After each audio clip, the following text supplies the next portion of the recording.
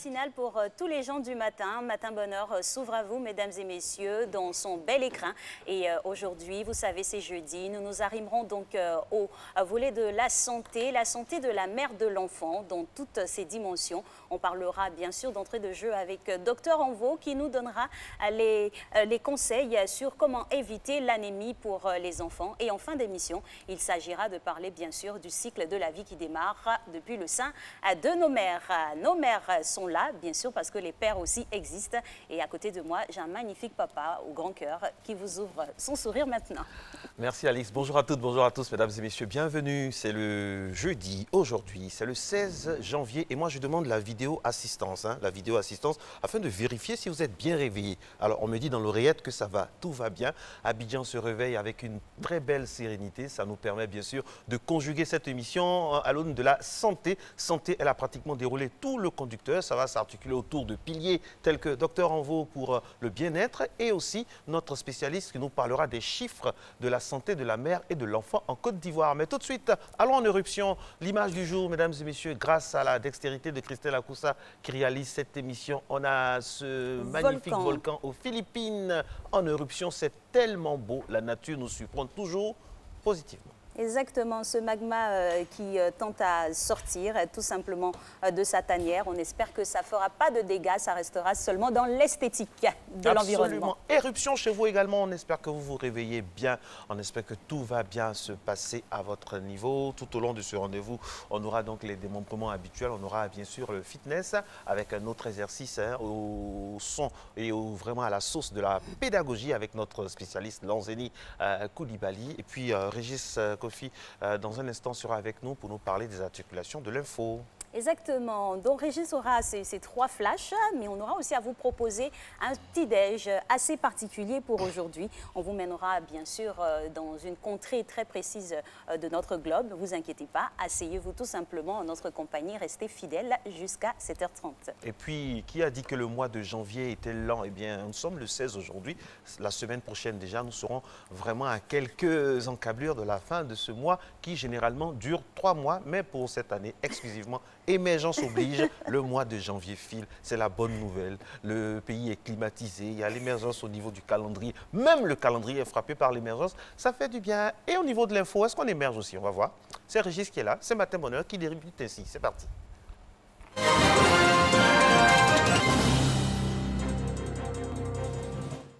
Bonjour Alix et Marco, madame, monsieur, bonjour. L'actualité nationale démarre au palais présidentiel où s'est tenu hier un conseil des ministres. Le président de la République a accordé une grâce collective à 3155 détenus coupables d'infractions dites légères. C'est ce qu'a déclaré le porte-parole du gouvernement, Sidi Timoko Touré. À l'issue de ce conseil, la décision exclut les détenus en situation de récidive, ainsi que les personnes détenues en exécution d'une condamnation pour des faits qualitatifs qualifiés notamment d'infractions militaires, de crimes, de détournement de deniers publics, de troubles à l'ordre public, de détention illégale d'armes à feu. Les femmes de Côte d'Ivoire présentent leurs vœux de nouvel an à la Première Dame. Elles ont réitéré leur soutien à Dominique Ouattara pour ses diverses actions en faveur de l'amélioration des conditions de vie des populations. Des actions qui vont se poursuivre cette année avec la réalisation de plusieurs grands chantiers, notamment dans les domaines de l'éducation et de la lutte contre le travail des enfants. Le quartier populaire d'Adjoufou, qui jouxte l'aéroport international Félix Houphouët-Boigny, va être partiellement rasé pour instaurer un périmètre de sécurité, conséquence de la découverte à l'aéroport de Paris-Roissy le 8 janvier du corps d'un enfant dans le train d'atterrissage d'un avion, ont annoncé les autorités lors d'une conférence de presse hier. Selon le ministère des Transports et l'Autorité nationale de l'aviation civile, le déguerpissement va débuter dès lundi dans sa première phase. La seconde démarre en mars prochain. Le gouvernement indique qu'une réflexion sur un site de recasement est menée avec le ministère de la Construction et la mairie de Port-Bouilly. Adoptée en 2007 par la conférence des chefs d'État de la CEDEAO, la vision 2020 de l'institution régionale va faire son bilan. Un bilan qui ne se fera pas sans l'implication des populations, d'où le lancement des consultations nationales. On fait le point avec Abdoulaye Koné. La société civile, les administrations publiques et les organisations professionnelles doivent prendre une part active à la réflexion et à la mise en œuvre des programmes de coopération régionale. C'est cette citation du président Ouattara que le ministère de l'intégration africaine et des Ivoiriens de l'extérieur va mettre en application. Nous allons donc d'abord entretenir la population sur la CEDEAO même, son rôle, les réalisations qui ont été faites jusqu'à aujourd'hui, jusqu'en 2020. Et ensuite, nous allons nous entretenir sur différents axes. Ce sera des axes vraiment qui touchent véritablement à la population. Conviés à la rencontre, les parties prenantes ont partagé la méthodologie de l'exercice de cette consultation citoyenne. Il faut souligner que la Côte d'Ivoire a pris de l'avance avec notamment le PND 2016-2020. En revanche, tous les pays membres de la CEDEAO doivent redoubler d'efforts, surtout au niveau sécuritaire. Il y a des avancées, mais tout n'est pas parfait. Et le but de l'exercice également, c'est de regarder ce qui n'a pas marché, de telle sorte à le reconduire pour l'espace post-2020 et en même temps d'intégrer de nouvelles donnes aujourd'hui. Je peux citer le cas aujourd'hui de la lutte contre le terrorisme qui nous a rattrapés. L'objectif général de ces consultations va aussi recueillir les aspirations et les propositions des populations pour les 20 ou 30 prochaines années. C'est sur cette base-là que nous allons décliner maintenant une vision post-2020 pour amplifier ce qui a été déjà fait et consolider cela et également améliorer ce qui n'a pas été fait. Et donc nous sommes à l'écoute actuellement des populations. Les consultations qui ont démarré se poursuivront jusqu'au mois de mars. À terme, cet exercice devrait consacrer la CEDEAO des peuples et en faire de façon irréversible une communauté régionale et exemplaire sur tous les plans. L'ambassade de France en Côte d'Ivoire et ses partenaires ont lancé mardi à Abidjan la deuxième version du projet Lead Campus. Ce programme panafricain vise à former à l'excellence managériale et au leadership responsable les décideurs et futurs entrepreneurs du continent. Jean-Marc Djadji.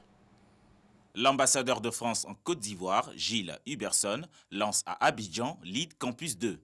Un projet initié en partenariat avec l'Agence française de développement AFD et l'École des hautes études commerciales HEC Paris. Ce programme donne aux 30 participants sélectionnés les clés pour développer leur leadership, leur vision et leur business. Formation de haut niveau qui va nous former donc, ces 6 prochains mois à bien comprendre non seulement les enjeux africains, mais également à avoir les outils nécessaires pour pouvoir apporter des solutions. Les futurs leaders seront formés pendant 6 mois sur différentes thématiques. Je pense à un renforcement des capacités de leadership, capacité à diriger une entreprise, maîtriser les fonctions importantes telles que la finance, le marketing. L'ambassadeur Gilles Huberson témoigne de la volonté de la France de contribuer à la transformation de l'Afrique par le levier de l'entrepreneuriat. Ils peuvent bénéficier d'une formation, d'expérience, d'un réseau qu'ils n'avaient pas avant d'être retenus. On a besoin de davantage de transformation. Ce n'est pas moi qui le dis, c'est le président de la République de Côte d'Ivoire, son Excellence Alassane Ouattara, qui parle souvent de la nécessité de passer à la transformation. Notre ambition, c'est ça, c'est mettre en valeur les savoir-faire et les talents de l'Afrique. Lancée en 2015, la première version de Lead Campus a permis de former plus de 80 leaders et futurs leaders africains. Le programme Lead Campus 2 s'inscrit dans le cadre du renforcement des liens entre la France et la Côte d'Ivoire. Voilà, c'est ici que prend fin cette édition. On se retrouve à 6h30. Merci à vous, Régis Kofi. Et c'est ici maintenant que démarre la séance fitness.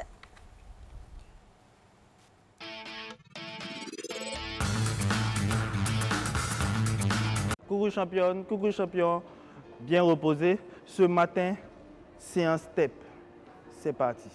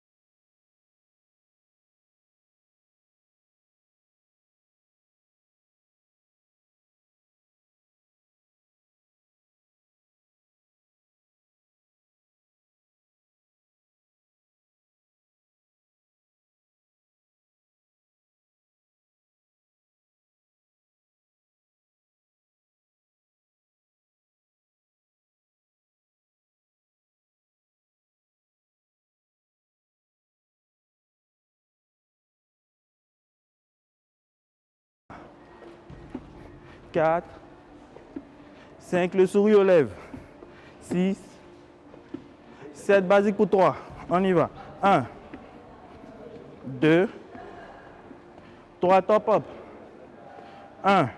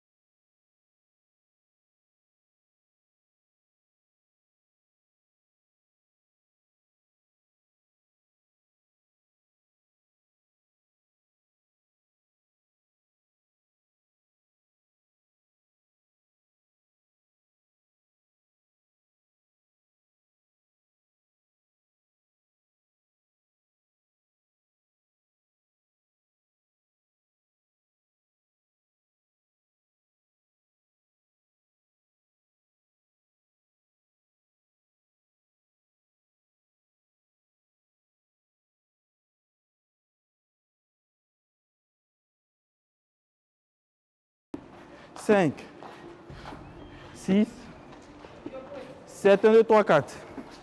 1, 2, 3, 4. On marche. On y va. 1, 2, 3, 4, 5 genoux répétition. 1, 2, 3, je change. C'est parti. 1, 2, 3, on change. On y va. 1, 2, 3, on change. C'est parti. 1, 2, 3, basique. 1, 2, 3, 1, 2, 3, 4. 1, 2, 3, 4. On y va. On grandit sur la pointe des pieds. 1, 2, 3, 4, 5. On descend. 1, 2, 3, 4, 5. On va utiliser le step. On écarte les jambes. 1, 2, 3, 4 et 5. Tu le fais basculer sur un côté. 1, 2, 3. C'est cette jambe qu'on travaille. 4 et 5.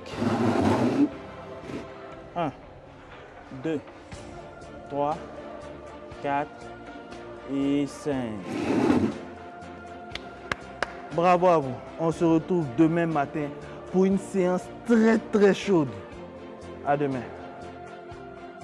La gestuelle là qui me plaît, quoi. Séance très chaude. Si ça ne vous met pas vraiment en condition pour faire du sport le matin, c'est que vraiment il y a un souci. Parce que nous, on est sûr, hein, au niveau de la rédaction en chef, que chaque matin, quand il est 6 h comme ça, on a envie de faire du sport en regardant Matin Bonheur. Et pour faire le sport, il faut bien manger, être en bonne santé. Tout à l'heure, restez avec nous. On va parler de l'anémie. Docteur Envoy est déjà sur place. Mais avant, on va manger un peu et on va au pays baoulé. Il y a du ragoût là-bas aussi. La preuve.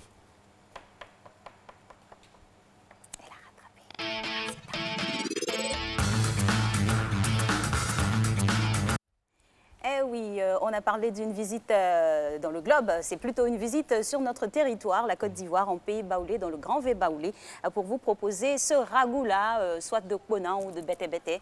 C'est selon, accompagné d'une bonne, on va dire, petite sauce tomate avec de la viande. On va soumettre ceci, bien sûr, à l'appréciation du docteur Envoy qui est déjà en plateau. Oui. On avait tellement faim sur ce plateau qu'on a remonté, hein, on a décidé de remonter dans le conducteur l'histoire du petit-déj maintenant, parce qu'on a tellement faim. Bon appétit à Christelle, à tout ça, et puis à tout le monde, à tous ceux qui nous regardent. L'idée, c'est de vous donner des envies de petit déjeuner, et puis d'avoir aussi des informations là-dessus, parce que quand on est informé sur ce qu'on mange, on a forcément beaucoup de choses à apprendre. Allez, docteur Envoy est avec nous, mesdames et messieurs, aujourd'hui dans le volet santé. Nous allons parler de l'anémie grâce à la dextérité de notre réalisatrice. On y va maintenant avec lui.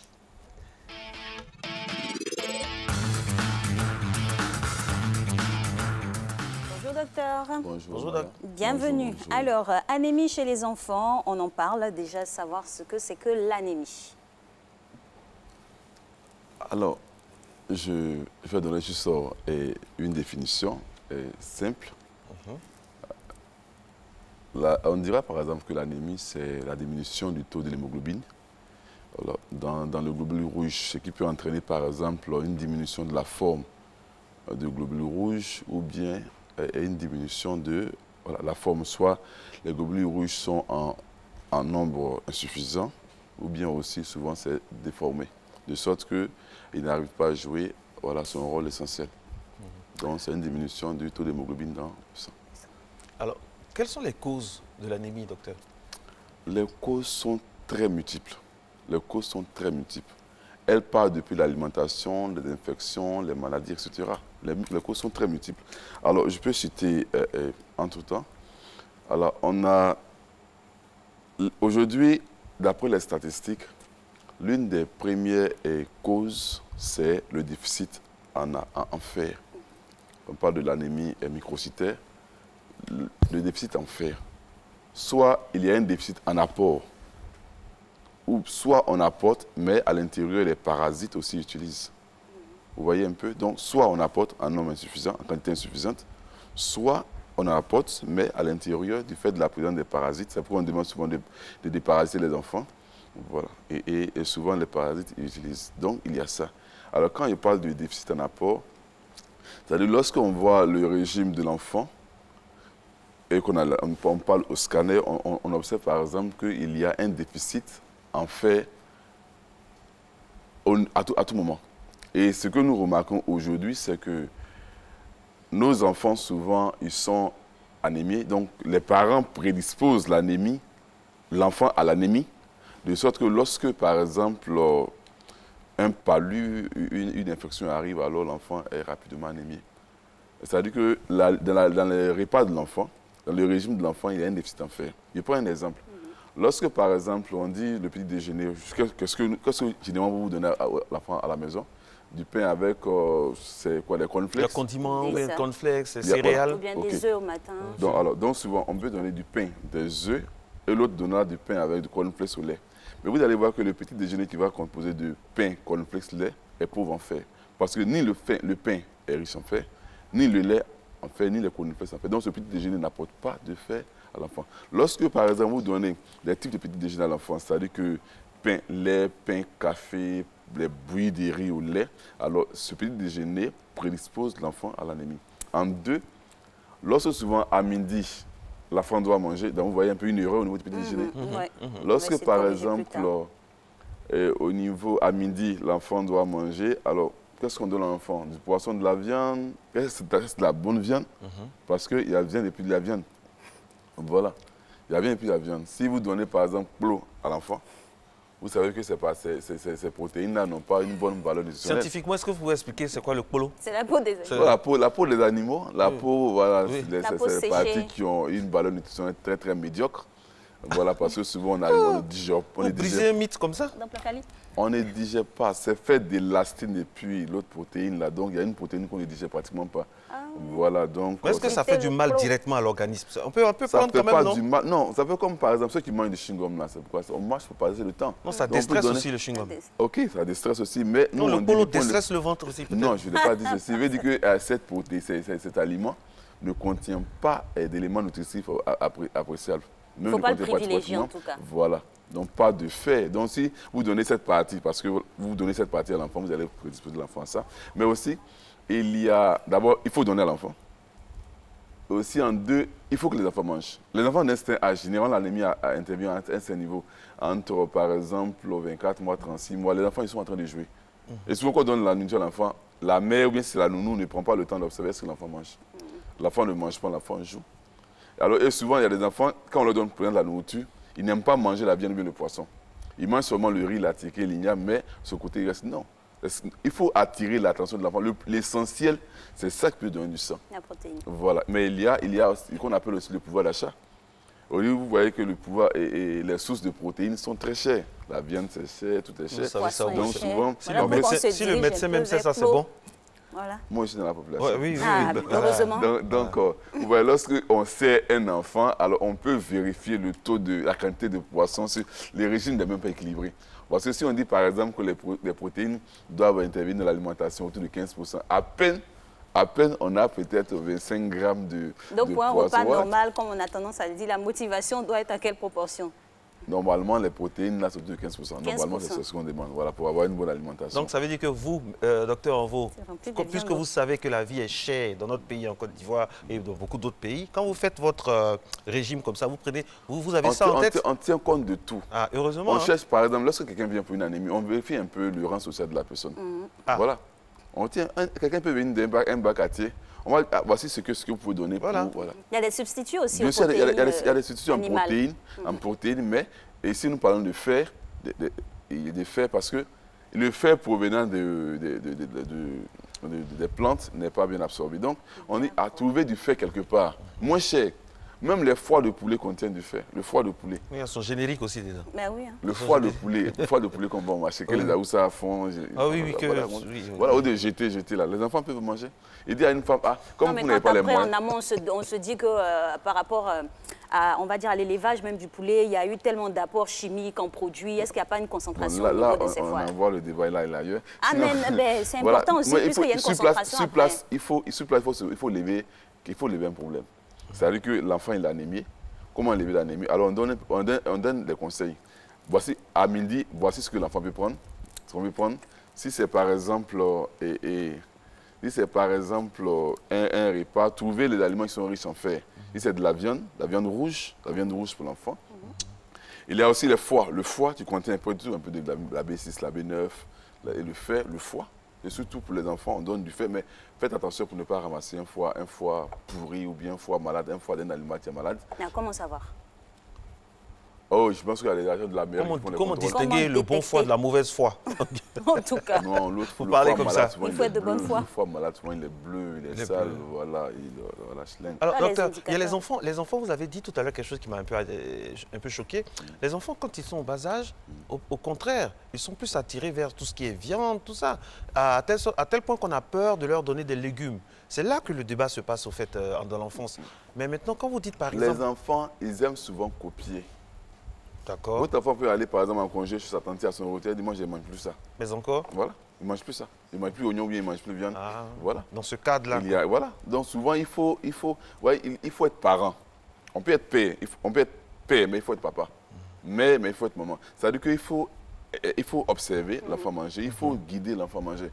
Je me rappelle qu'une fois, ils ont envoyé un enfant dont le père était médecin, la mère était secrétaire à Abidjan, et l'enfant avait le poids chocolat. Il était anémié. Il avait pas surtout des maladies. Mais on demande, mais comment est-ce que ça se passe? Aujourd'hui, nous sommes en plein 2000, un enfant qui a cette maladie, avec les parents qui travaillent. Mais après les enquêtes, on s'est rendu qu'en fait, que l'enfant ne marchait pas. L'enfant ne marchait pas les aliments. Donc il faut du temps pour les enfants. C'est cet apprentissage-là. Voilà, ça c'est la mère. La mère ou bien c'est la nounou. Dans tous les cas, il faut un travail d'observation de tous les instants. Voilà, effectivement, c'est ça. Parce que l'enfant ne marchait pas les aliments. Il y a tout à souligner le fait que souvent les enfants, on donne le repas, l'enfant ne mange pas la viande. Il laisse la viande de côté, puis il mange seulement le poisson et il mange seulement par exemple le riz, la séquée et puis le poisson. Or, c'est la source de fer, c'est de là. Au niveau des protéines que vient la source de fer. Ce n'est pas le riz qui va donner du fer, ni la téquée, ni le foutou.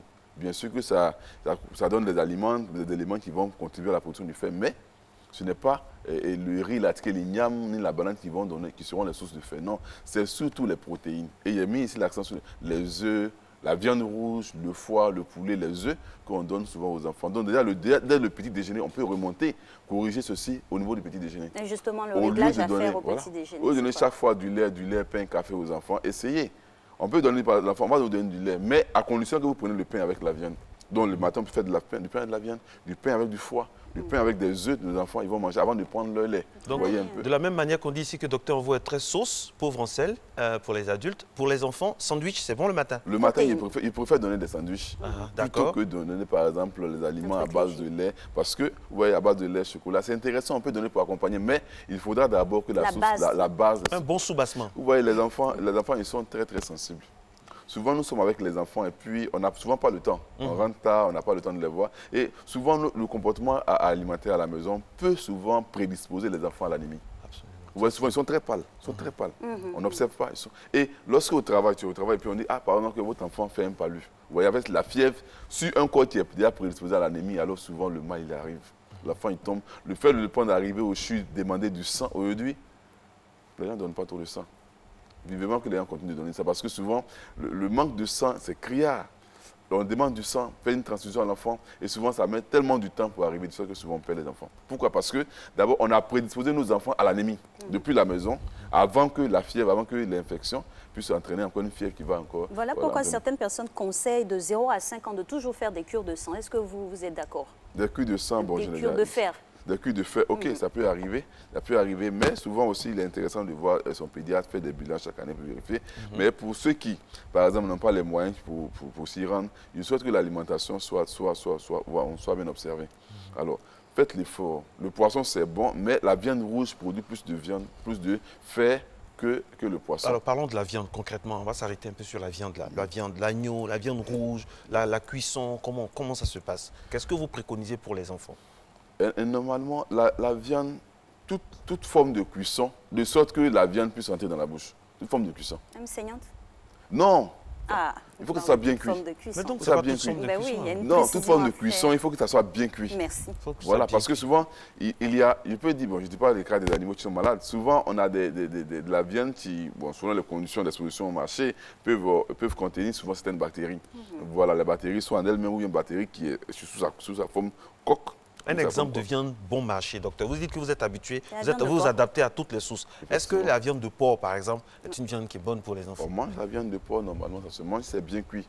Il s'est bien cuit, parce qu'il faut ça bien cuit pour ne pas que ça puisse traîner des bactéries. Donc, normalement, la viande de porc... le fameux spec du ténia dans la viande de porc.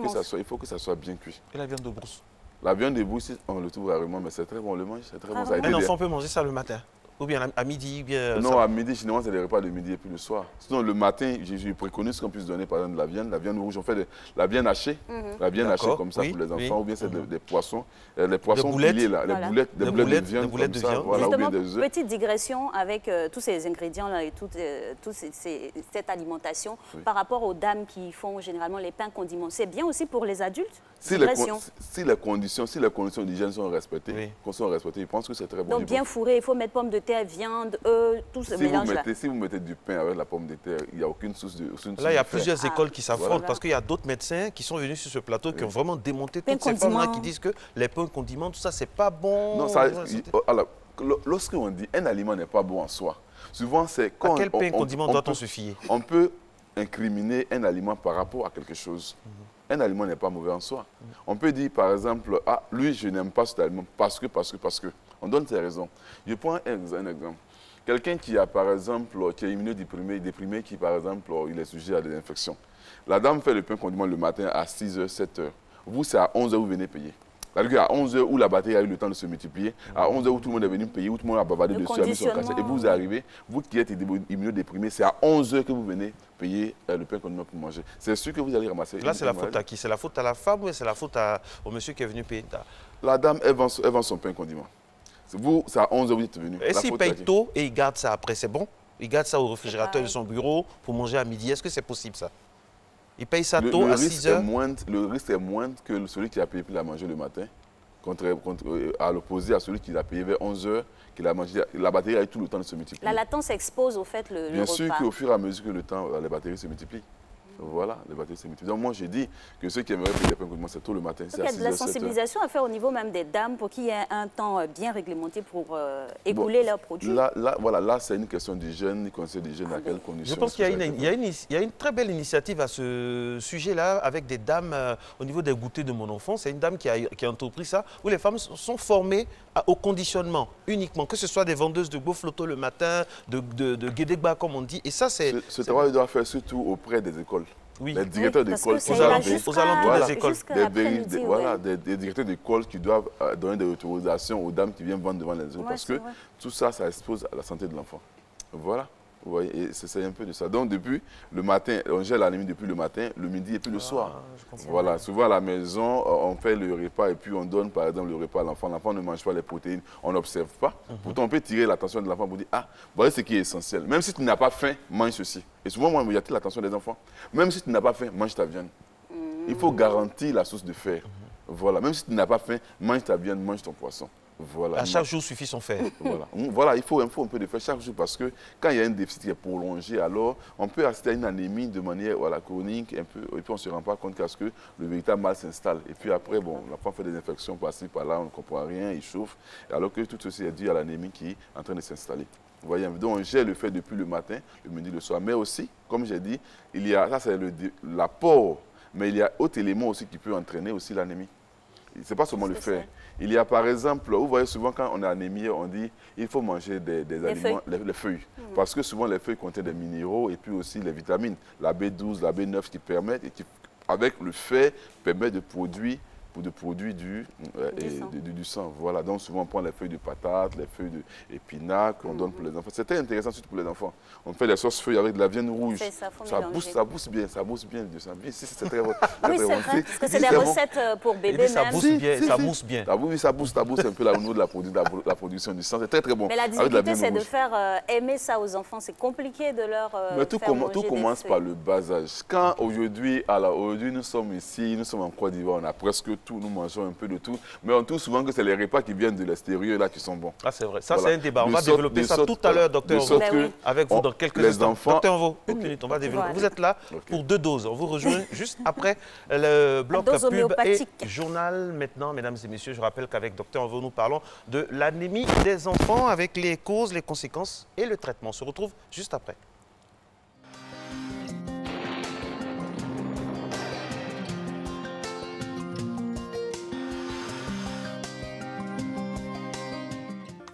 Bien le bonjour chevaux, mesdames et messieurs. Un temps de brouillard ou de brume humide sera tôt le matin présent sur le littoral et dans le sud forestier avant de faire place à un temps partiellement nuageux. Le nord, l'ouest, le centre et l'est resteront sous un temps de brume sèche lié à l'harmattan.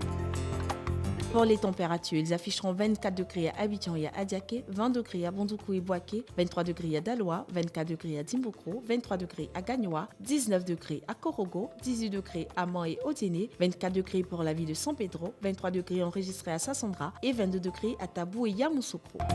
Durant cet après-midi, les vents secs se renforceront et occuperont le nord, la bande centrale et le sud forestier avec un temps brumeux, poussiéreux et ensoleillé. La sensation d'harmattan sera plus dense au nord avec des vents qui atteindront les 30 km/h et des concentrations de poussière entre 200 et 500 microgrammes par mètre cube. Le littoral observera un temps partiellement nuageux avec quelques faibles intrusions de vent sec.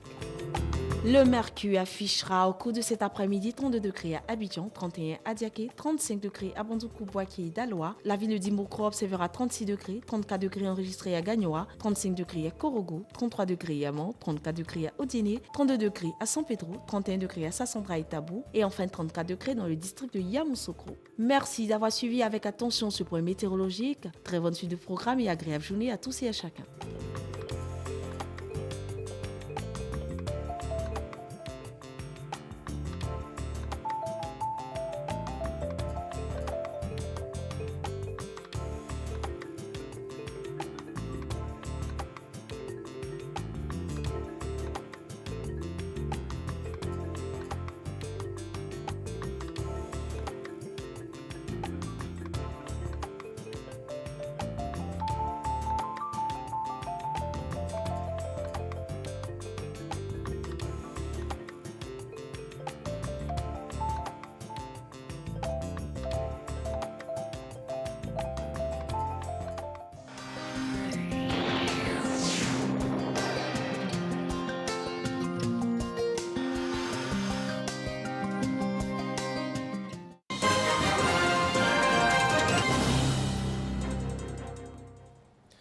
Nous sommes de retour pour développer l'actualité africaine.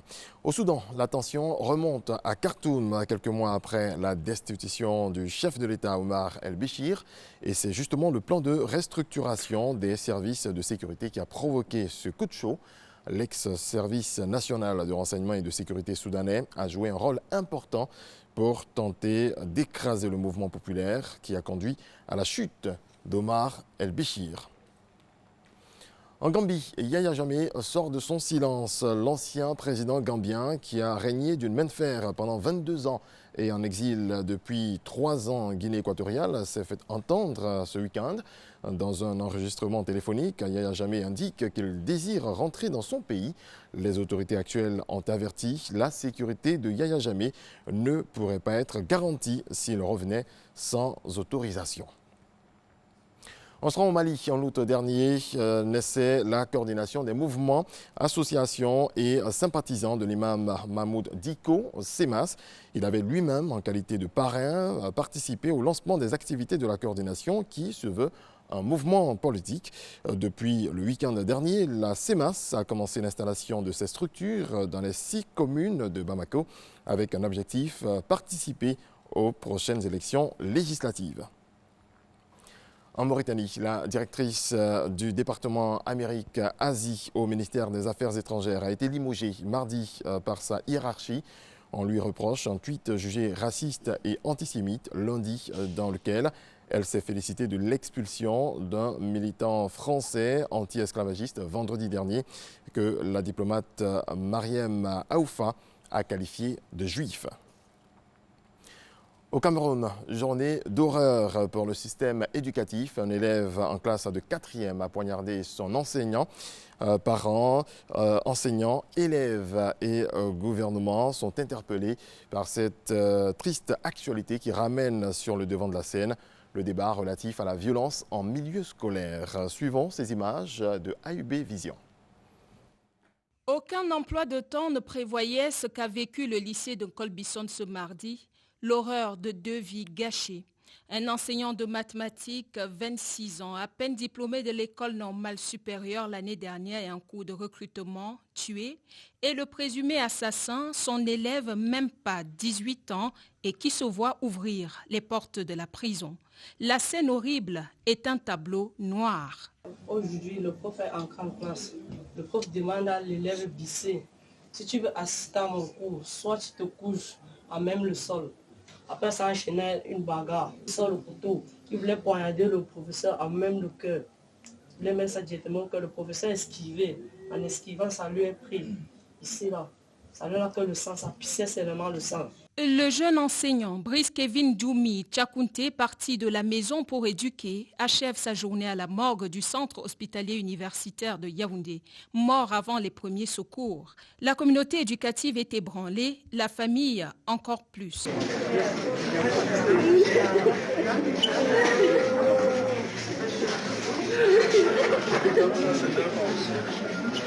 La ministre des Enseignements secondaires, en route pour une mission à Yabassi, est retournée sur Yaoundé, toute affaire cessante. Après l'escale de reconfort au CHU, professeur Nalova Lyonga s'est rendue sur le théâtre du drame au lycée de Colbison, où elle a tenu une réunion de crise.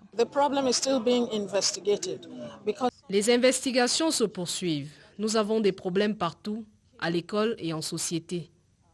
Lorsque l'école discipline un enfant, et que le parent vient réprimander l'enseignant, voilà le problème.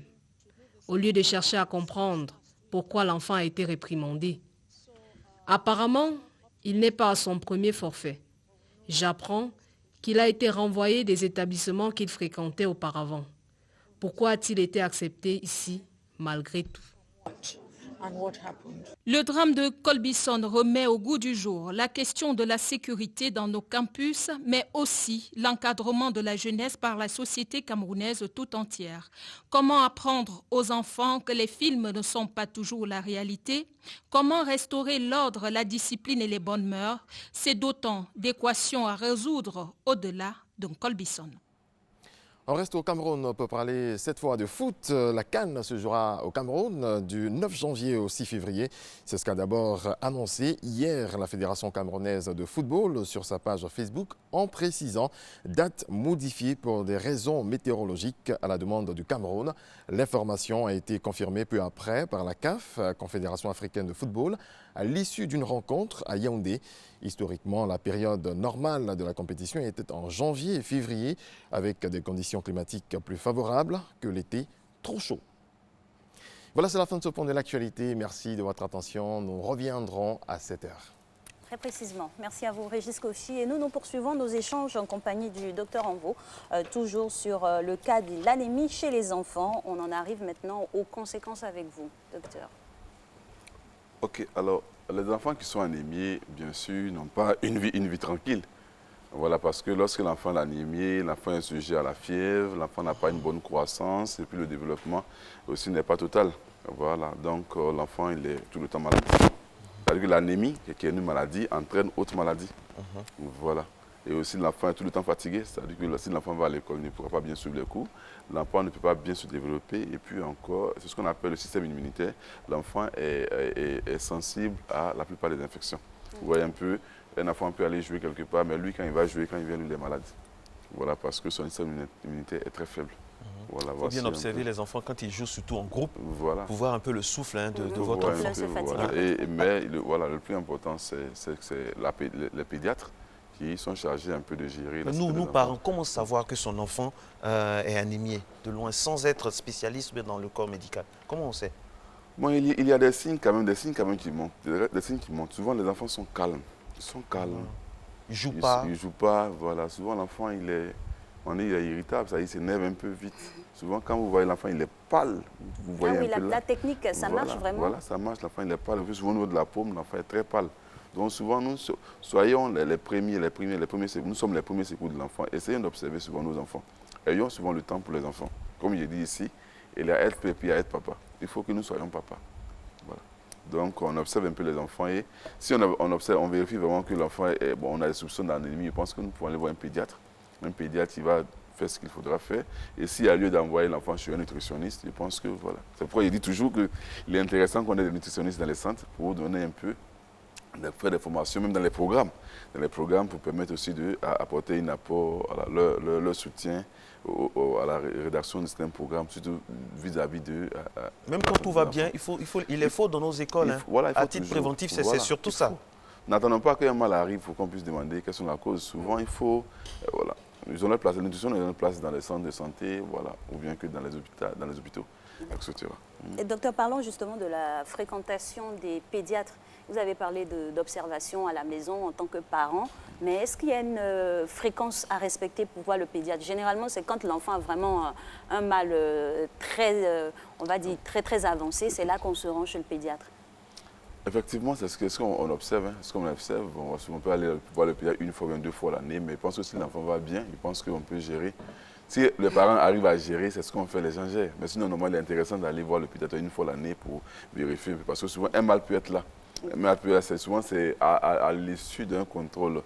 On se rend compte que voici un mal qui a commencé, qu'on aurait pu prévenir, qu'on aurait pu, voilà. Souvent, on peut, à l'occasion d'une visite, on peut dénicher un petit cancer qui commence quelque part, ça peut arriver, voilà. Ça peut être latent, le mal peut être latent. Voilà, c'est comme alors, ça. Quels sont les différents types?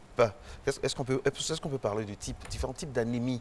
Souvent, on entend parler d'anémie sévère, d'anémie... non, tous c'est différent. Est-ce qu'on peut se faire une classification?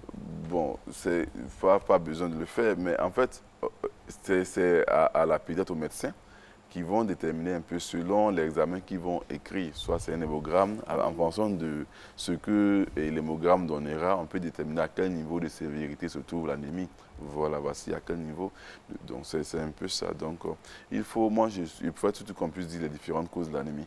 Les différentes causes, voilà, souvent. Allons-y donc, les causes de l'anémie. Voilà. Donc j'ai dit, par exemple, il y a un déficit en apport en fer, il y a aussi un déficit aussi en vitamines, la B12, la B6, etc., qui aident au niveau de la production du fer. Il y a aussi des anémies qui sont dues aux infections virales ou bien dues à des bactéries, c'est-à-dire que l'enfant chauffe. Vous allez croire par exemple que c'est un palu, alors qu'en vérité l'enfant n'a pas un palu. L'enfant vous donnez, ceux qui font l'automédication, voici le danger, par exemple, l'enfant il est malade, vous croyez que c'est un palu, vous faites une automédication d'un antipaludéen, alors qu'en vérité l'enfant a une infection. Et il chauffe, toutefois que l'enfant a une fièvre, voilà, ça entraîne une hémolyse et puis voilà, le sang va baisser. Donc c'est dû à ceci. Il y a aussi des cas où souvent l'enfant même était malade. Bon, il y a l'infection qui entraîne la fièvre, il y a ça. Il y a aussi au niveau de l'appareil digestif des pertes de fer au niveau des hémorragies internes qui entraînent aussi des pertes. Donc tout ceci, c'est le médecin qui est chargé de soigner. Il y a aussi des cas où souvent les enfants sont malades. Et lorsqu'on leur prescrit par exemple des médicaments, souvent c'est le médicament même qui va rendre l'enfant anémique. Et comment? Si, il y a des médicaments qui Voilà. Moi, je prends un cas, j'ai été victime personnellement. Il y a mon frère qui a fait une fièvre typhoïde et malheureusement, à l'intérieur, ce sont les infirmiers, à l'absence du médecin, ce sont les infirmiers qui écrivent les médicaments. Ils ont donné ce médicament qui, voilà, qui... Alors, après on a lu la notice, on a vu que ce médicament était hématotoxique.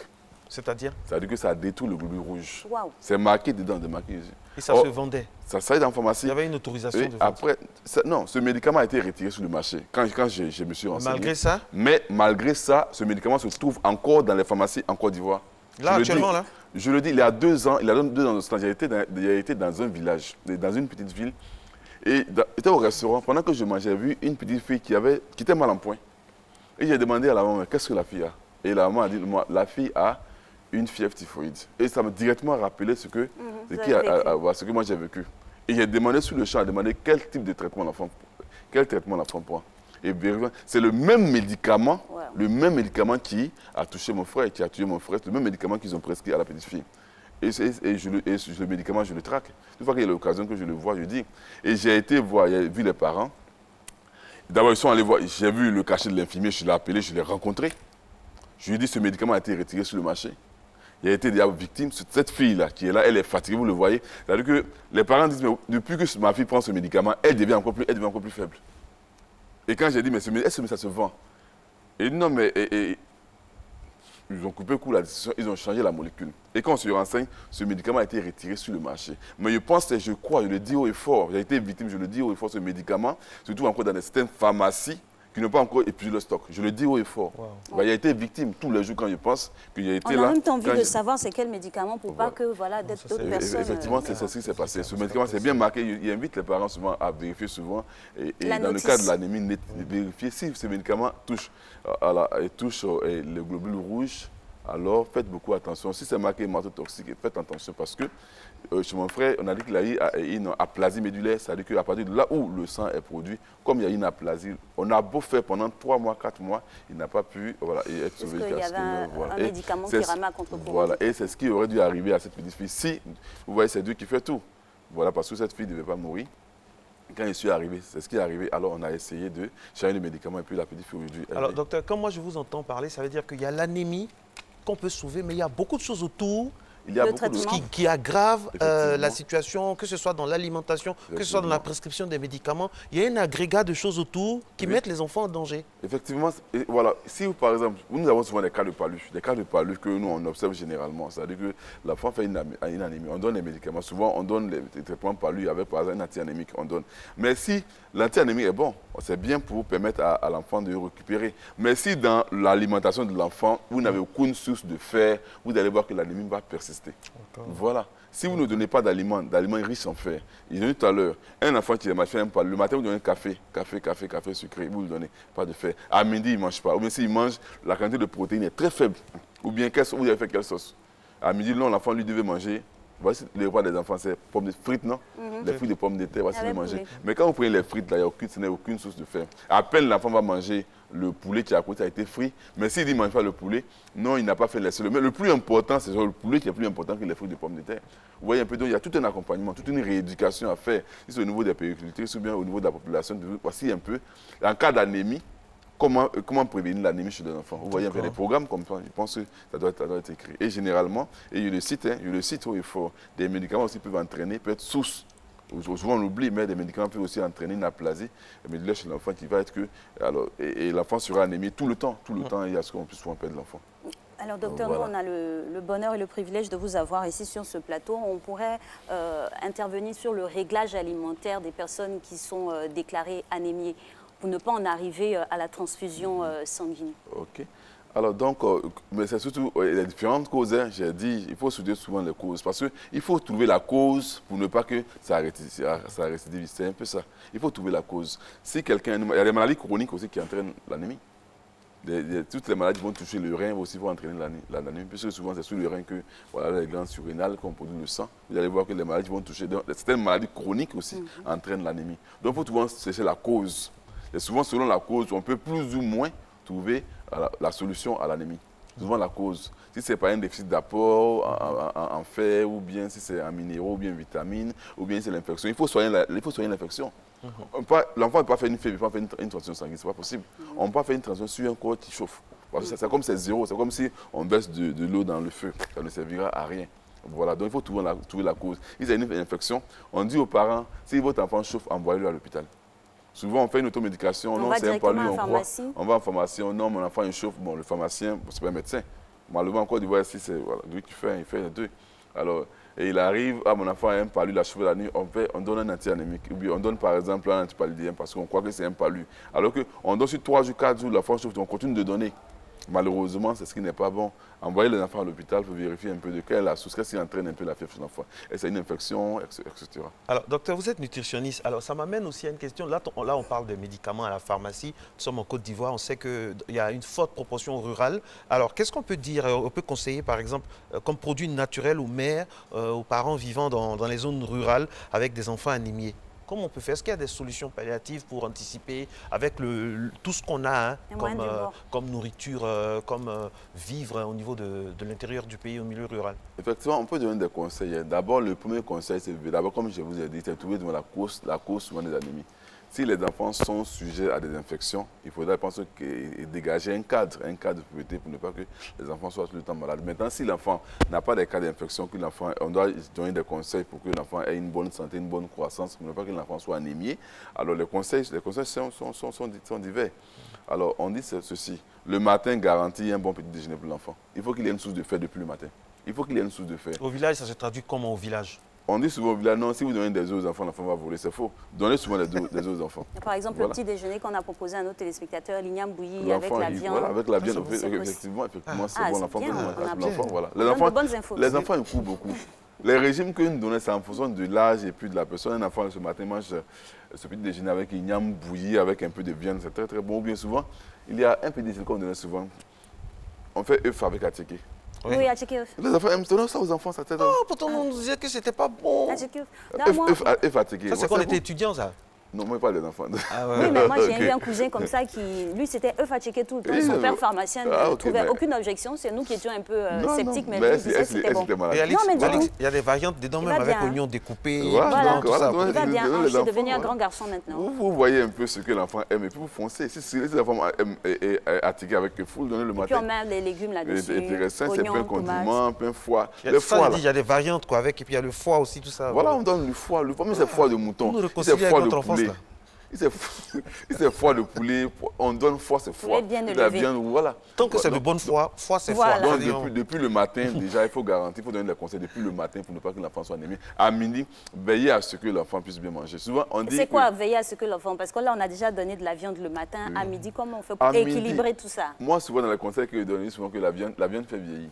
Donc, si vous voulez, à la maison, quand vous préparez, le côté viande, donnez aux enfants. Et puis, nous, les grands, mangeons du poisson. Nous, les grands, mangeons plus du poisson et on va délaisser un peu la viande pour les enfants. Mais souvent, donner de la bonne viande aux enfants.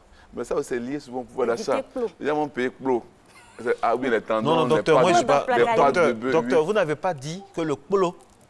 Je vais rectifier en même temps votre prononciation. C'est polo, c'est un art, il faut bien prononcer. Voilà. Vous n'avez pas dit que c'est mauvais, on peut manger. Sauf que, voilà. Non. Ne détruisez pas les mythes de Côte d'Ivoire ici. Nous, Madame vend son placali au Carrefour. Je n'ai pas dit c'est pas bon. Parce que Alix, je lui dois un plat de placali. Je lui dois un plat de placali. Ici, par exemple, il a dérobé mon placali. Il y a des interprétations diverses, je ne veux pas que ça arrive. Ce que moi je dis ceci, il n'est pas dit que l'eau n'est pas bon. Je dis que si vous voulez prévenir l'anémie chez votre enfant, ce n'est pas que l'eau que vous allez donner à votre enfant. Mais le polo n'est pas mauvais. Non, on le mange, c'est une protéine. Ça n'empoisonne pas quelqu'un. Non, c'est une protéine. C'est une protéine. Bien sûr qu'il n'y a pas tout qui est digéré. À fréquence réduite, quoi, aussi. Il ne faut pas tout le temps polo, tout le temps, il ne faut pas faire ça. Ça dépend du pouvoir d'achat. Un bon plat de polo le matin, une fois en passant comme ça. On le mange, il n'y a pas de problème, c'est une protéine. C'est une protéine, voilà. Même si n'est pas totalement digéré, voilà, on donne. Mais nous, on parle du cas des enfants. Par exemple, il faut donner la viande rouge. Ah, pour les enfants, quoi. Voilà, la viande rouge. Voilà, non. On va s'adapter aux enfants. Les plots contiennent, les plots, c'est bon à manger. Mais comme je vous l'ai dit, là, ça ne contient pas du fer pour les enfants. Donc, on parle des enfants. Donner de la viande rouge aux enfants. La viande hachée, la viande rouge aux enfants. Même déjà, vous voyez, l'anémie souvent intervient au niveau de la période de sévrage. 6 mois où on va introduire de nouveaux aliments. Vous savez qu'à ce niveau-là, le lait maternel ne suffit plus pour nourrir l'enfant. Donc, il faut apporter de nouveaux éléments. Mais dans les nouveaux apports, il faudra qu'il y ait source de protéines. On peut faire de la viande hachée ou bien des œufs. Quand on veut commencer à préparer les premiers repas de l'enfant, oui, on a des petites recettes comme ça, épinards, viande hachée, poisson. Mixé, bien préparé comme ça, bien c'est caché bien du foie qu'on mixe dans les aliments. L'enfant ne se rend même pas qu'il y a du foie. Parce que souvent, le cas, c'est souvent, il y a des enfants qui n'aiment pas le foie, ils n'aiment pas le foie. Donc souvent, peut-être le foie mixé dans la préparation, avec la purée, voilà, comme ça, l'enfant ne se rend pas compte. Mais en mangeant, il mange un peu tout avec le foie. Et vous allez voir que votre enfant ne sera pas sujet à l'anémie comme les autres enfants. Vous voyez un peu. Donc, c'est à l'intérieur, dans la population rurale, comme je vous l'ai dit, les sources de protéines, prenez par exemple, c'est des œufs, c'est du foie, foie de poulet, même c'est foie de poisson. Les foies, ça contient du fait, ça contient un peu tout. Voilà, on peut les œufs de poisson et tout ça. Donnez les œufs de poisson, le foie de poisson, vous donnez bien. À midi, veillez à ce que l'enfant mange. Si l'enfant n'a pas faim, maman, il n'a pas trop faim. Si tu n'as pas faim, celui-là, il faut manger viande, là, il faut manger. Voilà. Voilà. Il faut, et puis souvent, un peu de fermeté, hein, très cher parents, c'est très important. Il y a un cas concret, on a 2 cas à vous proposer avant la fin, on a encore 8 minutes avec vous. Le cas de Madame Kone, elle est à Cocody. Mon fils a une anémie, le pédiatre a prescrit du Férostrane, mais quand je lis les ingrédients, il y a du E216 et du E218. J'ai le bouquin sur les additifs et je n'ai pas envie de lui donner ce médicament à présent. Avez-vous un autre traitement naturel plus efficace à me soumettre? Non, moi je pense que si le médecin a donné le Férostrane, voilà, il a bien vérifié avant de donner. Alors qu'elle n'ait pas peur. Les conservateurs, la E216, 118, bien sûr, les conservateurs qui ont un effet quand même sur les hormones sexuelles, je pense. Mais le médecin a bien vérifié avant d'écrire. Alors, et même ces conservateurs, qu'elle n'ait pas peur. Généralement, je le dis qu'elle n'ait pas peur parce que les conservateurs, généralement, on les contrôle par ce qu'on appelle la dose journalière admissible. Et je ne pense pas que dans ce médicament, une quantité importante de ce conservateur a été... Vous le connaissez, ce médicament? Non, je ne connais pas, c'est le conservateur plutôt que je connais. Voilà, je connais le conservateur. Voilà. Un conservateur peut être dangereux parce qu'elle a peur du médicament à cause du conservateur. C'est ce qu'elle a dit. Voilà. Oui. C'est lorsque un conservateur est un aliment qu'on le mange à dose importante que ce conservateur peut nous faire du mal. Mais juste à ce médicament, je pense qu'elle n'a pas peur. Elle peut prendre le Férostrane comme l'a prescrit le médecin. Maintenant, à côté de cet anti-anémique, je pense qu'elle devait aussi suivre le conseil que vient de donner ce matin, régler le régime alimentaire de l'enfant pour aider le médicament à réussir l'objectif. Parce que si vous prenez les médicaments que le régime alimentaire n'est pas bon, vous allez voir que vous tournez en rond. Vous tournez en rond, voilà. Donc, elle prend le médicament, qu'elle n'ait pas peur du conservateur parce que ce n'est pas à forte dose. Ce n'est pas dans un aliment. Un conservateur devient toxique lorsqu'il est dans un aliment qu'on le mange en grande quantité. Voilà, parce que quand la dose journalière admissible est dépassée, alors ce conservateur peut faire du mal. Qu'elle n'ait pas peur. Dans un médicament, ce n'est pas les doses importantes qui seront mises à l'intérieur. Voilà, donc elles prennent le médicament et que aussi elles tiennent compte des conseils que j'ai donnés ce matin. Voilà. Autour de l'alimentation. Voilà. Alors, autre maman qui nous soumet son cas, Madame Kipré, elle est en France. Ma fille fait une anémie sévère en fer. Elle a un taux de 8,3 selon le médecin. Mais à voir ma fille, je l'allaite encore, tout paraît normal aux symptômes. Alors, comment détecte-t-on les signes d'anémie chez le nourrisson? Et c'est quoi une anémie sévère? La forme de cette maladie diffère-t-elle en fonction des continents? Je pense que le corps médical est bien placé, hein, parce que vous voyez, en termes d'anémie, en termes de spécialité, je pense qu'il y a des spécialités qui sont bien placées pour définir un peu, voilà, selon les continents, selon quand ils vont dans le colloque, voilà, souvent il y a des nouvelles données. Moi, j'ai ce côté nutritionnel surtout. Alors, ce que j'aimerais dire, c'est qu'une mère qui allaite son enfant et le pédiatre a dit que l'enfant est anémié, ça peut arriver. Ça peut arriver parce que souvent, vous voyez, il y a dit tout à l'heure que durant la période de sévrage, quand un enfant dépasse 6 mois déjà, le lait maternel seul ne suffit pas pour nourrir l'enfant. Tout devient insuffisant, tout devient insuffisant. Même le lait que vous avez donné depuis le premier mois, deuxième mois, maintenant, à partir de 6 mois, tout devient insuffisant. Même l'anémie peut survenir parce que les besoins en fait de l'enfant ne sont plus couverts par le lait maternel. Donc, peut-être qu'elle allait tellement l'enfant qu'elle ne donne pas beaucoup de la nourriture à l'enfant. Ça peut arriver. Il y a des enfants qui sont au lait pendant plus de 8 mois, 9 mois, mais souvent l'anémie arrive parce que le lait n'est pas une source de fer. Donc elle-même, son lait maternel aussi n'est pas une source de fer. Ça dépend elle-même de ce qu'elle mange. Vous voyez un peu? Voilà, ça dépend de ce qu'elle mange. Donc le lait, il faudra qu'elle puisse réduire. On connaît pas, je ne sais pas à quel âge l'enfant a. Et on ne sait pas si l'enfant a 8 mois, 1 an, etc. Parce qu'il y a rien qui allait jusqu'à 10 mois, 1 an. Mais à partir de 6 mois, 6 mois déjà, le lait maternel ne suffit plus pour couvrir les besoins à tous les niveaux de l'aliment. Donc, il faudra qu'elle puisse apporter, si l'enfant a dépassé les 6 mois, il faudra qu'elle puisse apporter des compléments alimentaires, bon, des régimes alimentaires qui vont aider. En plus, le lait maternel aider l'enfant à... Voilà. Mais mieux vaut écouter son pédiatre pour voir un peu à quel niveau. Voilà, c'est tout. On ne peut pas dire, hein, ma très chère Alice, qu'on n'a pas parlé de l'anémie. On a fait le tour. Hein. En tout cas, on a essayé de faire le tour et puis on espère que chacun avait son calepin. La revue de presse maintenant, merci infiniment, docteur Envo, avec notre Renault national avec qui nous allons égrener le chapelet donc, de tout ce qui rythme l'information. C'était très enrichissant avec docteur Envo. Ah oui, fortement. On y va.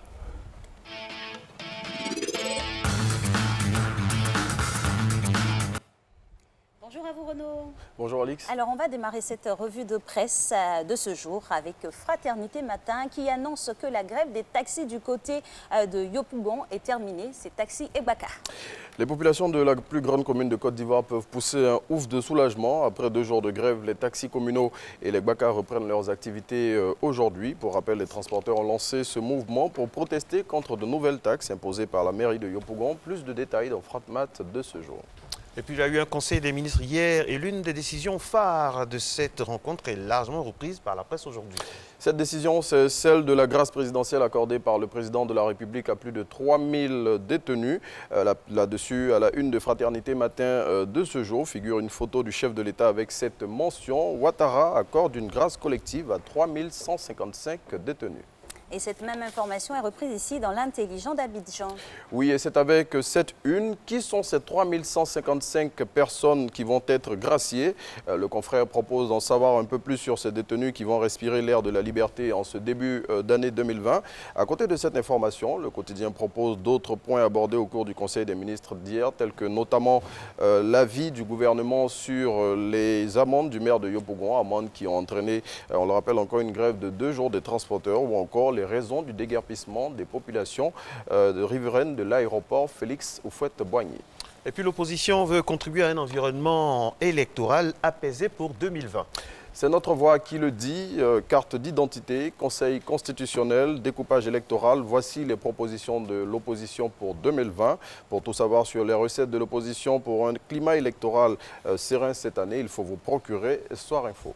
Passe à l'Inter maintenant, qui dans son édition d'aujourd'hui même fait des révélations exclusives sur le Front populaire ivoirien. Oui, à 9 mois des élections de 2020, le confrère révèle le plan secret du FPI pour la présidentielle, le rôle confié à AFI et donne tous les détails de la rencontre de Bruxelles. Plus de détails dans l'Inter de ce jour. Allez, on reste avec le quotidien qui va au-delà de l'info. Oui, l'Inter qui indique que relativement à la situation sociopolitique, l'Église catholique parle encore à la classe politique et elle le fait avec ces mots. Les Ivoiriens attendent une parole, une action. Le confrère révèle aussi ce que dit le clergé catholique sur les procès en préparation. Et on referme cette revue de presse avec de l'éducation, avec le quotidien Le Matin de ce jour, qui jette un regard sur les cours de renforcement. Oui, et c'est avec ces mots, cours de renforcement, comment des enseignants s'engraissent sur le dos des parents. Le confrère indique que les cours de renforcement dans les établissements publics et privés ont été détournés de leur objectif originel qui était de combler les lacunes de certains élèves au banc des accusés. Certains enseignants qui ont trouvé dans cette pratique, selon Le Matin, le moyen d'arrondir leur fin de mois. Merci beaucoup. Matin Bonheur se poursuit, mesdames et messieurs, avec maintenant le dernier trajet, ou du moins l'avant-dernier. Ce sera dans quelques instants avec Régis qui va s'installer. Je rappelle qu'on va recevoir aujourd'hui le docteur Tanoyou. Il est directeur coordonnateur du programme national de la santé mère-enfant. Et donc, il nous parlera de l'état de la santé de la mère, du nouveau-né, de l'enfant en Côte d'Ivoire. Vous l'aurez compris, hein, tout le conducteur de cette journée s'articule autour du bien-être de la famille et de ces différentes entités. On va aller maintenant avec le dernier flash. C'est Régis qui s'installe.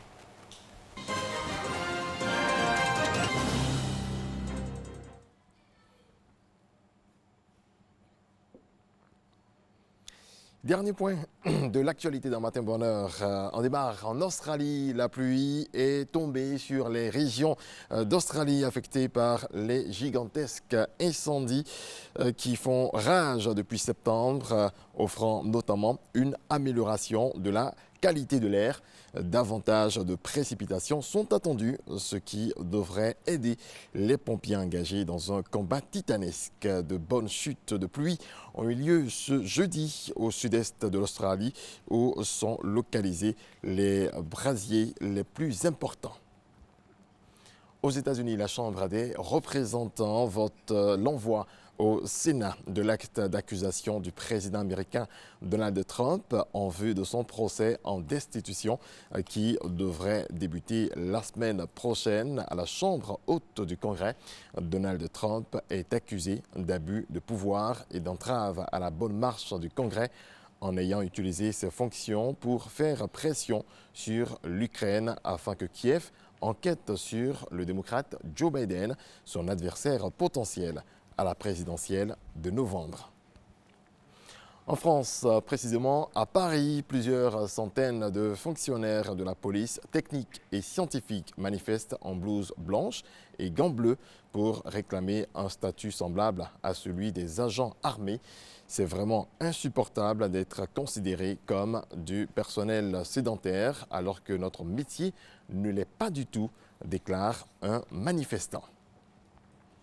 Le cercueil de Johnny Hallyday a été transféré dans un caveau définitif dans le cimetière marin de Lorient sur l'île antillaise de Saint-Barthélemy, à proximité de la tombe où il avait été inhumé en décembre 2017. C'est ce qu'a fait savoir mercredi sa veuve Laetitia. Ce projet de transfert avait fait l'objet fin décembre d'une passe d'armes entre Laetitia Hallyday et Laura Smet, qui étaient d'accord sur le principe de l'exhumation, mais refusaient que cela se fasse sans être consultés sur les conditions.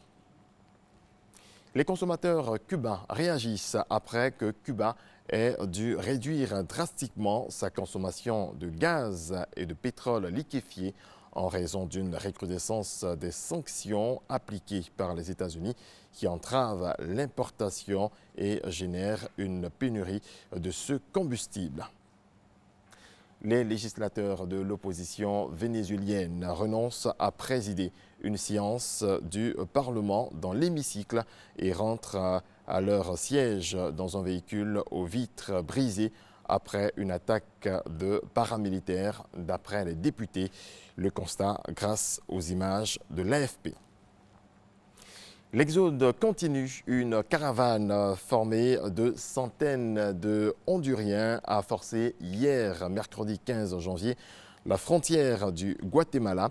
Objectif, gagner les États-Unis en dépit de l'opposition du président américain Donald Trump qui avait imposé des accords avec les pays d'Amérique centrale pour enrayer l'immigration illégale. Environ 400 hommes, femmes et enfants partis mardi soir de San Pedro de Sula, dans le nord du Honduras, se sont retrouvés mercredi matin à Corinto, à la frontière entre le Honduras et le Guatemala.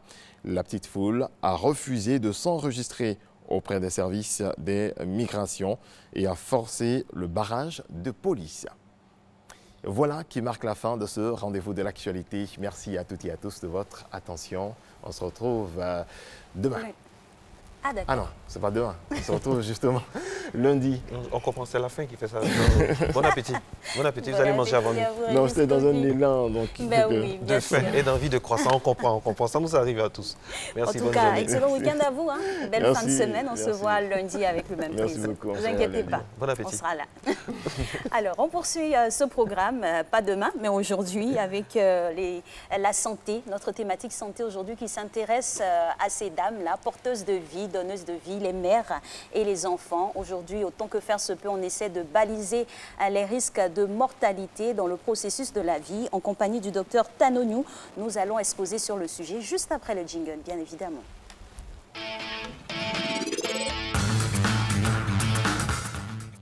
Docteur Tano, bonjour, bonne année. Bonjour. Merci de venir sur notre plateau. C'est la première fois, hein, c'est votre première fois. C'est la première fois. Ok, pour ce baptême, on espère que ce sera un baptême de feu, ça va bien se passer. Non, je ne pense pas que ça soit le feu. Un feu doux. Beaucoup de santé. Santé. Alors, docteur, qu'est-ce qui a motivé l'État de Côte d'Ivoire à vraiment s'inscrire résolument dans la prise en charge de l'état de la santé de la mère, du nouveau-né, de l'enfant? On s'est basé sur quoi? Quel est le postulat de base? Mais si vous savez, tout à l'heure, ça a été dit, le couple mère-enfant représente le couple de la vie. Or, il ne peut pas avoir de pays sans vie. Il ne peut pas avoir de pays sans qu'il y ait de grossesse, sans qu'il y ait de l'accouchement. Et c'est pourquoi le couple mère-enfant représente la priorité essentielle en matière de santé du gouvernement. et des actions sont menées de par-ci et par-là pour pouvoir satisfaire et résoudre le problème de la mortalité maternelle néonatale évitable. J'insiste sur évitable. Évitable parce que tous ces cas que nous voyons, tous ces cas de décès sont des cas que nous pouvons éviter. Effectivement. Alors, parlons donc des actions qui sont menées avec notamment votre programme. On va essayer de présenter votre programme, ses missions et objectifs. Merci, madame. Le programme, c'est le programme du ministère de la Santé, qui s'appelle Programme national de la santé de la mère et de l'enfant, qui est né de la fusion de deux programmes. Un programme qui antérieurement s'occupait de la santé infantile, qu'on appelle le Programme national de la santé infantile et suivi de la vie, et le Programme de la santé de la reproduction et planification familiale. On a fusionné ces programmes pour qu'il y ait beaucoup plus de fluidité dans les actions et beaucoup plus d'efficacité. Et ce programme a pour mission essentielle, comme je le disais tout à l'heure, de lutter, de mettre en place des stratégies, des interventions qui ont pour seul objectif de freiner ou de lutter contre la morbidité. La morbidité représente les complications liées à une infection. Ici, c'est la morbidité liée à la grossesse, la morbidité liée à l'accouchement et la morbidité souvent liée aux problèmes de maladies néonatales et infantiles. Donc, c'est un programme important du ministère et qui a reçu une vision aussi importante de M. le ministre de la Santé, le Dr Jonah Kaoulé, qui est un homme de terrain, qui est quelqu'un qui a pu mettre en pratique et qui est l'initiateur des collèges de proximité. Aujourd'hui, à la tête, nous a donné l'ordre de mener l'action vers les soins de santé primaires. Car tout autour de nous, dans les autres pays, si les indicateurs sont bons, c'est parce que le niveau de prise en charge de la santé a été coordonné avec le niveau de développement, en orientant les actions vers les communautés. Parce que si quelqu'un se sent malade et qui ne se lève pas le matin pour aller à l'hôpital, on ne peut pas le traiter. Ça veut dire que l'émission aujourd'hui à laquelle nous participons est une émission déjà qui va nous contribuer à la lutte contre les décès maternels. Parce que c'est la sensibilisation qu'il faut pour un changement de comportement, un changement de mentalité, pour un Ivoirien nouveau, pour des prestataires de santé nouveaux, pour que ces prestataires de santé soient humains et qu'ils fassent des soins, comme on l'appelle, des soins humanisés. Et c'est dans ce sens que le ministre nous a orientés. Ok, merci beaucoup au ministre qui vous a orienté. Docteur Tano, les Ivoiriens veulent savoir, il y a beaucoup de programmes dans notre pays, programmes de telle entité. À la base, c'est bien pensé. Mais les programmes là, qu'est-ce que ça recouvre? Qu'est-ce que ça fait? Quelles sont vos limites? Où est-ce que vous pouvez aller? Où est-ce que vous pouvez vous arrêter? Qu'est-ce que vous pouvez faire quand vous allez, par exemple, en milieu rural, parce qu'on va toujours revenir là-bas? Qu'est-ce que vous pouvez dire aux populations pour les soulager? Merci. Pour les programmes, vous savez, pourquoi on crée un programme? On crée un programme pour résoudre un problème. Donc le programme ne peut pas être éternellement un programme à vie. S'il y a un problème, en son temps, il y avait le problème des vers de Guinée. Il y a un programme de lutte contre les vers de Guinée qui a été créé. Et aujourd'hui, les vers de Guinée n'existent presque plus. N'existent pas. Ce programme disparaît. Donc aujourd'hui, si ces programmes du ministère de la Santé sont encore là, c'est le problème demeure. Les problèmes demeurent. Quand vous parlez du paludisme, par exemple, le programme du paludisme, c'est un programme qui travaille beaucoup, mais les résultats dépendent des autres secteurs. Nous, au programme Santé Mère Enfant, c'est le programme transversal, parce que c'est le programme qui utilise toutes les actions des autres. Parce que tout ce qui se fait dans les autres programmes intéresse la mère, intéresse le nouveau-né, intéresse l'enfant. Quand on parle de paludisme, c'est la mère, c'est l'enfant. Quand on parle de nutrition, c'est la mère, c'est l'enfant. Quand on parle de vaccination, c'est la mère, c'est l'enfant. Donc, le programme transversal qui est là pour coordonner les activités, afin que la Côte d'Ivoire ressorte là avec une santé de qualité à partir des prestations de qualité. Et c'est pourquoi ces programmes existent. C'est vrai, on peut parler de moyens, mais les moyens ne sont pas seulement les moyens financiers. Ici, ce que l'Ivoirien doit comprendre... On n'a pas précisé les moyens financiers, on n'a pas eu voilà, les moyens généralement. Voilà, les moyens. Il y a des moyens, il y a des financiers, tout ça, mais il faut que l'Ivoirien, d'abord, aime son pays. C'est-à-dire, c'est le don de soi. Nous sommes dans un programme qui regroupe des expertises. C'est-à-dire, il y a des gynécologues, des pédiatres, et chacun doit être au travail. Justement, docteur, on va disséquer les différents compartiments du programme type que vous coordonnez, là, en l'occurrence celui qui a trait à la santé de la mère et de l'enfant. Oui. Quelles sont les actions que vous menez sur le terrain pour pouvoir toucher le plus grand nombre de femmes, puisque c'est d'elles qu'il s'agit? Ah oui, d'abord, les actions que nous menons, il y a des actions d'abord de conception avec nos partenaires techniques et financiers. C'est-à-dire, nous essayons d'élaborer des stratégies, des interventions. Nous prenons le cas de la mère et de l'enfant, le cas de la grossesse et de l'accouchement. Nous nous fixons comme objectif, la grossesse est une source de bonheur. L'accouchement doit demeurer aussi une source de bonheur. En aucun cas, une femme enceinte ne doit mourir des suites d'un accouchement. Alors, qu'est-ce qu'il faut faire? Nous avons identifié les problèmes pour lesquels les cas de décès évitables peuvent être évités. Ce sont les retards. Et nous avons les 3 retards essentiels. Le premier retard, c'est dans la communauté. Ça veut dire que quand une femme est enceinte, si elle-même, elle ne se décide pas d'aller dans un centre de santé pour qu'on suive correctement sa grossesse, si cette femme reste éternellement à la maison, lorsqu'une complication va survenir, cette complication sera plus grave. Ça, c'est le cas de la communauté. Le deuxième état qui peut survenir, la femme se décide d'aller dans un centre de santé. Le matin, se lève, il y a un problème financier. C'est-à-dire, ou bien, il n'y a même pas de route. C'est ça, moyen de transport. Comment avoir accès à l'hôpital? Donc, il y a un problème d'accessibilité même aux soins de santé. Mais ce problème d'accessibilité aux soins de santé fait intervenir des autres secteurs, parce que la route, c'est le ministère des infrastructures. S'il y a un pont qui est cassé et que la personne ne peut pas accéder au pont, mais nous sommes tous là, à Abidjan. Vous quittez Yopougon pour aller soit au CHU de Cocody, et il y a un embouteillage. La personne est dans un véhicule et elle peut être en retard. Docteur, parce que l'embouteillage. Docteur, ça tombe bien que vous nous parlez ça, parce que moi j'aimerais savoir, au niveau de la construction des infrastructures, les centres de santé dévolus à la mère et à l'enfant en Côte d'Ivoire, c'est sur quelle base c'est construit? L'hôpital mère-enfant de Bingerville ne peut pas tout faire, ne peut pas être partout en même temps, ne peut pas se démultiplier. Vous faites ça au niveau de la démographie ou bien au niveau des aires géographiques? Comment ça se passe? Pour que le monsieur ou bien la maman qui est à Goïtafla, Zoukoube, puisse avoir le même... Voilà. Parce que ce que vous nous dites, les plans du ministère, c'est vrai. Très bien, c'est une très bonne question.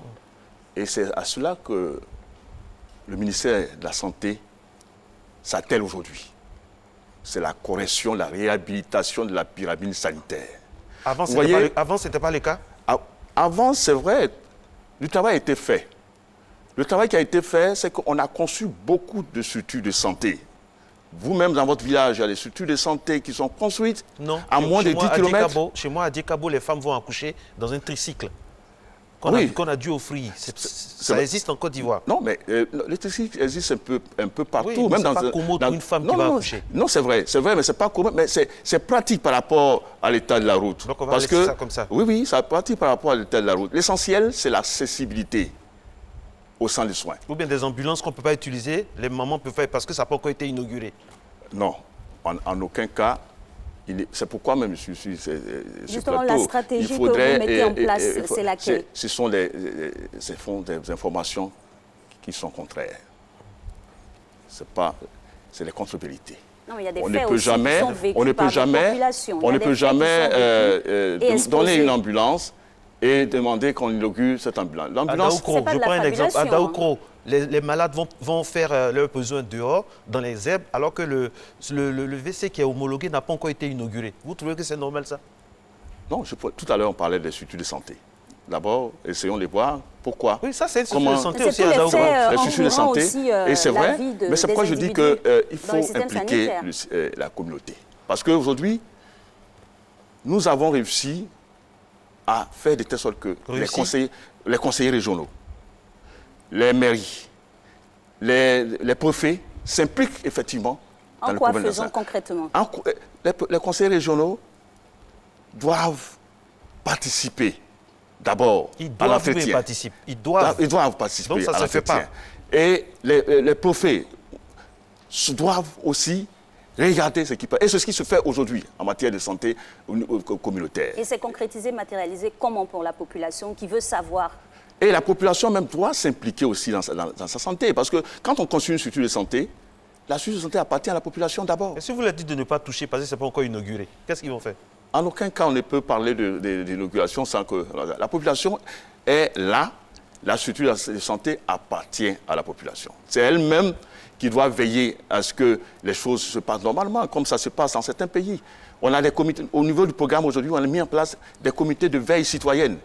C'est-à-dire que ces comités se rendent tous les matins pour aller visiter les centres de santé, regarder ce qui se passe. D'abord, l'accueil. Est-ce que l'accueil est bon? Est-ce que l'hôpital, la structure de santé est propre? Est-ce que on remonte l'information au chef du village? Le chef du village peut... Il y a des choses qui peuvent être traitées au niveau de la chefferie. Dans le cas contraire, on remonte l'information au directeur départemental de la santé. Donc, nous avons réussi au niveau du programme à impliquer à travers les comités de veille citoyenne la population. Parce que quand on fait une structure de santé, la structure de santé appartient à la communauté, appartient au village. Quels sont les relais que vous avez dans les quartiers, au niveau des associations féminines, dans les villages? Quels sont vos relais concrètement sur le terrain? Très bien. Nos relais, c'est ça que je parlais tout à l'heure. Nous avons le comité de veille citoyenne. Et dans le comité de veille, il y a les représentants de la chefferie, les représentants des mutuelles, il y a les représentants des jeunes, il y a les représentants des femmes, il y a les représentants religieux. Et c'est différent du COGES. C'est-à-dire que ce n'est pas un comité de gestion, mais c'est un comité de veille. Et il y a une semaine, nous avons rencontré le ministère de l'administration du territoire qui a, à son tour, mis en place des comités anti-raquettes. Nous avons dit, au lieu d'avoir plusieurs comités, nous allons ensemble travailler pour que le comité anti-raquettes, parce que aussi, vérifier effectivement si ce que le ministre demande de faire dans les structures de santé. Parce qu'en matière de prise en charge de la santé de la mère-enfant, il y a la gratuité ciblée. Très bien, c'est des informations très importantes. Il y a la gratuité ciblée. On a un regard sur plusieurs aspects, voilà. Mais pour ce qui nous intéresse, ce serait bien aussi de parler des actions que vous menez pour la réduction de la mortalité des femmes et des enfants. La première action que nous menons, c'est ce que nous sommes en train de faire. C'est-à-dire qu'aujourd'hui, il faut que nous passions pour informer la population, pour sensibiliser la population à fréquenter les structures de santé. Parce que quand nous prenons nos indicateurs, nous voyons que les femmes viennent en consultation prénatale. C'est vrai. Mais la proportion des femmes qui viennent dans les normes, c'est-à-dire du 1er au 3e mois, cette proportion tourne autour de 30%. Alors que quand vous regardez les femmes qui ont consulté pour le premier contact, ça tourne autour de 95%. Et pour ces 30%-là, vous avez détecté les causes de cette réticence-là? Donc, dans les 30%, nous nous sommes rendus compte qu'en Côte d'Ivoire, les femmes ne viennent pas tôt en consultation prénatale. Elles viennent au-delà du premier trimestre. C'est ça, c'est le problème principal? Voilà. Non, le problème principal, nous savons que nous avons à sensibiliser. Non seulement sensibiliser, docteur, je me permets de vous arrêter parce que s'il y a un souci, c'est aussi il y a la négligence au niveau du corps médical. On ne stigmatise pas tout le monde ici au niveau des sages-femmes. Dieu seul sait, les Ivoiriens ont été témoins l'année passée de beaucoup de cas de négligence de femmes qui sont mortes en couche parce qu'on a fait ceci ou elle est venue, on lui a demandé ceci, on lui a demandé cela. Vous, ce qui a poussé même l'ancienne ministre à instaurer ce qu'on appelait le tutorat, par exemple, notamment au niveau des sages-femmes. Est-ce que quand votre équipe est venue, vous avez poursuivi ça ou bien vous avez abandonné ça parce que chacun veut imprimer sa marque? Le tutorat est une stratégie innovante qui a été admise par le ministère de la Santé. Donc, en aucun cas, personne ne peut l'abandonner. À quoi consiste le tutorat? Comment vous avez continué? Le tutorat... Comment vous avez continué? Le tutorat demande que des personnes expertes, soit à la retraite ou en activité, soient à côté de nos jeunes femmes, nos jeunes sages-femmes, pour leur inculquer les bonnes pratiques. Mais tout à l'heure, vous aviez parlé de raquettes. Mais c'est ça le problème de mentalité, c'est ça le problème de comportement sur lequel nous devons nous tous agir pour que la personne qui est là ne puisse pas adopter les comportements qui nuisent. Et la difficulté, c'est le changement de mentalité. Car on ne vient pas à la santé pour de l'argent.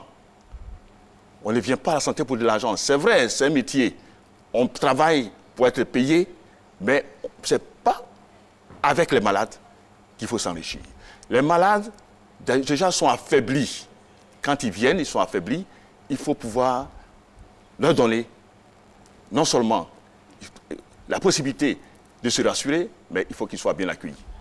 Il faut qu'on évite ces raquettes. Donc, et c'est docteur, pourquoi vous êtes en train dit... de nous dire ici que c'est l'un des facteurs prédominants de la réticence des femmes à venir à l'hôpital? Ah oui, c'est l'un des facteurs et sur lesquels nous agissons aujourd'hui. Effectivement, c'est l'un des facteurs, c'est le facteur accueil. L'accueil. Et l'accueil renferme beaucoup de notions. Il peut avoir l'accueil. Il y a une solution concrète proposée par l'ancienne ministre, le tutorat. Vous, quand vous êtes arrivé dans ce cas concret-là, qui est un cas très important, qu'est-ce que vous avez proposé de nouveau? Ce qui est nouveau aujourd'hui, c'est pas d'abord il y a la continuité et il y a la redevabilité et le fait d'éviter l'impunité. D'éviter l'impunité. Aujourd'hui, si vous voyez, le ministre est partout pour voir comment faire pour réduire ces mauvais comportements dans notre système de santé. Parce que on pense qu'on peut faire ce qu'on a envie de faire et on fait ce qu'on veut et on reste impuni. Aujourd'hui, c'est la redevabilité. Nous avons la réforme hospitalière. Et cette réforme hospitalière oblige chaque personne à un système de performance. Si vous êtes là, que vous êtes noté, que vous n'avez pas ce pour lequel vous êtes là, vous ne pouvez pas continuer. Effectivement, la difficulté qu'on avait, c'était l'impunité. Mais nous sommes là aujourd'hui pour dire qu'il n'y a plus et n'aura plus d'impunité dans ce pays par rapport... Et quels sont les indicateurs que la population pourrait avoir, posséder pour pouvoir suivre aussi en même temps que vous l'impunité qui est résorbée? D'abord, la première chose à faire, c'est d'effectivement travailler avec le comité de veille. Parce qu'avec le comité de veille citoyenne, vous avez la possibilité d'aller chaque matin, chaque soir, même à n'importe quelle heure, essayer de voir ce qui se passe réellement dans la structure de santé. Est-ce que les personnes qui travaillent sont à l'heure, sont disponibles? Est-ce qu'il y a des problèmes? Je vous demande, nous tous, nous devons contribuer. Est-ce que le matériel qui vient... Tout le monde est investi de cette mission. Est-ce que le matériel qui vient, est-ce qu'on a besoin de faire si ça vient, que ça affecté un hôpital, au lieu d'attendre des inaugurations à non point fini, il faut l'utiliser pour le bien-être des populations. Ça, c'est ce qui est important. Après, on peut les inaugurer, même quand ça fonctionne déjà. C'est un peu ce que les Ivoiriens veulent. Merci infiniment à vous, docteur Tano New. Je rappelle que vous êtes directeur, coordonnateur du programme national de la santé mère-enfant. Les Ivoiriens veulent toujours savoir ce qui est bien pour eux, parce qu'ils aiment avoir affaire à des gens qui font du bien avec ce qui est à leur disposition. Merci et très très bonne journée. On reviendra sur le cas de la santé les prochaines fois. Bonne journée à vous, mesdames et messieurs.